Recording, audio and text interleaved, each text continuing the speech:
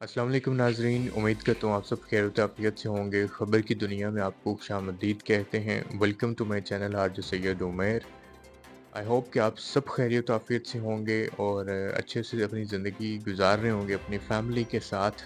और ख़बरें भी जो हैं आपके सामने आती रहती हैं, लेकिन हम इग्नोर करते रहते हैं कि हमारे मुल्क में हो क्या रहा है। ये तो आज तक हमें समझ नहीं आई कि एक पार्टी को गिराने के लिए जो है पूरी की पूरी हुकूमत तो क्या, जितने भी सहाफ़ी हैं, जितने भी पॉलिटिशियंस हैं या जितने भी भगोड़े हैं, जितनी भी पार्टियाँ हैं अगर मैं यूँ कहूँ, वो सब की सब इकट्ठा हो गई हैं सिर्फ़ एक इंसान को गिराने के लिए। और अभी रिसेंटली कुछ ख़बरें जो हैं वो हाइलाइट हो रही हैं। जजेस जो हैं वो अपना फ़ैसला बदल देते हैं, जब चाहे सुप्रीम कोर्ट अपना फ़ैसला सुना देता है, जब चाहे वो बल्ले का निशान वापस कर देता है। जब तो ये हंगामी सूरत-ए-हाल जो है हमारे मुल्क में बनी हुई है, क्योंकि इलेक्शन जो है वो करीब आ रहे हैं। हमारे मुअज़्ज़िज़ जो चीफ़ जस्टिस काज़ी फ़ाइज़ ईसा साहब जो हैं, उनकी अब स्टेटमेंट जो है दिन-ब-दिन वो अपनी स्टेटमेंट को बदलते जा रहे हैं।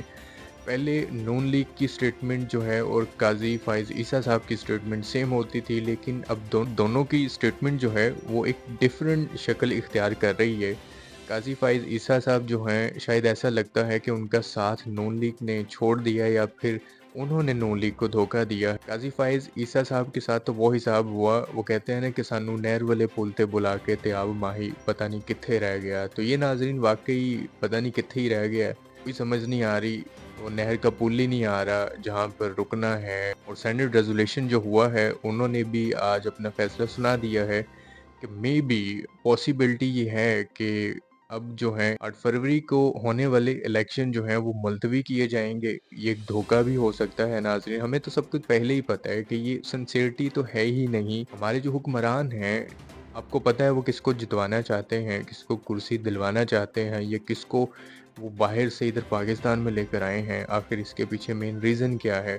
तो नून लीग की कंडीशन इस वक़्त ये है कि उन्होंने इलेक्शन का जो जनाज़ा उठाया हुआ है, जो बोझ अपने सर पे उठाया हुआ है, वो अब चाहते हैं कि वो जनाज़ा जो है, उसको कहीं पे हम दफ़ना दें और हमारी जान छूटे। क्योंकि इन्होंने हर हरबा इस्तेमाल करके देख लिया है, लोगों को पकड़-दकड़ कर, मार-पीट कर इन्होंने जो है, वो अंदर कर दिया है और कुछ लोग जो हैं, वो इनसे अपनी जान बचाने के लिए दर-बदर भाग रहे हैं। तो नाज़रीन, होना तो ये चाहिए कि अब नून लीग जो है वो अकेली एक ही जमात जो है वो मैदान में उतरे और वहाँ पे अकेली खुद ही अपने आप से ही इलेक्शन लड़े।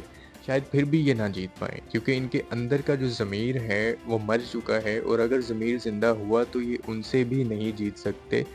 इस हद तक इन्होंने बेगैरती कर दी है, इस हद तक पाकिस्तान के हालात जो हैं इतने ख़राब कर दिए हैं, रोज़गार नहीं रहा, लोग मर रहे हैं, बिजली नहीं पूरी, हर चीज़ जो है उसको आग लगी हुई है। नाज़रीन, आपके सामने ये चीज़ें हैं सारी कि एक शख्स को जेल में बंद करने के लिए पाकिस्तान का पूरा निज़ाम जो है वो दरहम-बरहम कर दिया है। और काज़ी फ़ाइज़ ईसा साहब जो हैं, तो आपने ये ख़बर भी सुनी होगी कि इमरान रियाज़ जिनको किडनैप किया गया था और कुछ देर बाद उनको छोड़ा जाता है, तो वो ना बोल सकते हैं, ना वो किसी को सही से पहचान सकते हैं। अब रिकवरी हो रही है अल्हम्दुलिल्लाह उनकी।